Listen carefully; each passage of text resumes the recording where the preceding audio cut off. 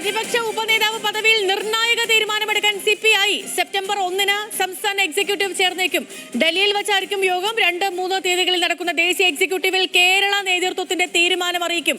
കടുത്ത നിലപാട് സ്വീകരിക്കേണ്ടി വരുമെന്നാണ് പാർട്ടി വിലയിരുത്തൽ. അർജുൻ വിശദാംശങ്ങളുമായി ചേർന്നു. അർജുൻ, നിലവിൽ പ്രതിപക്ഷ ഉപനേതൃസ്ഥാനവുമായി ബന്ധപ്പെട്ടുകൊണ്ട് ഒരു പരസ്യ വിഴുപ്പലക്കലിലേക്ക് ഇടതുമുന്നണിയിൽ CPM-ഉം CPI-യും എത്തിച്ചേർന്നിട്ടുണ്ട്. അത് കണക്കാക്കുമ്പോൾ ഇനി വരാൻ പോകുന്ന സെപ്റ്റംബർ 1-ലെ സംസ്ഥാന എക്സിക്യൂട്ടീവ് ഏറെ നിർണായകമാകും ഈ വിഷയത്തിൽ.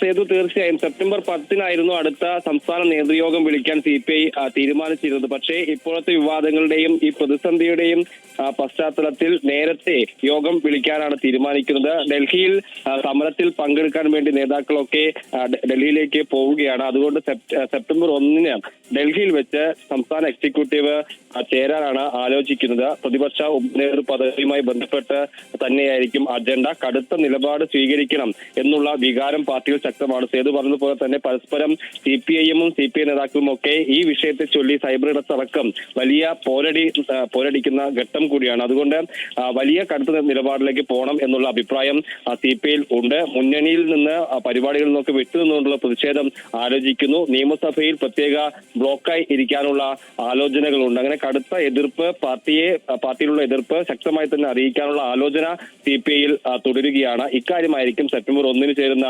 നേതൃയോഗത്തിൽ എക്സിക്യൂട്ടീവിൽ തീരുമാനിക്കുക. 2-3 തീയതികൾ ദേശീയ എക്സിക്യൂട്ടീവ് ഉണ്ട്. അവിടെ ഈ വിഷയം തീരുമാനം ഇതാണ് എന്നുള്ള കാര്യം ദേശീയ നേതൃത്വത്തെ അറിയിക്കും.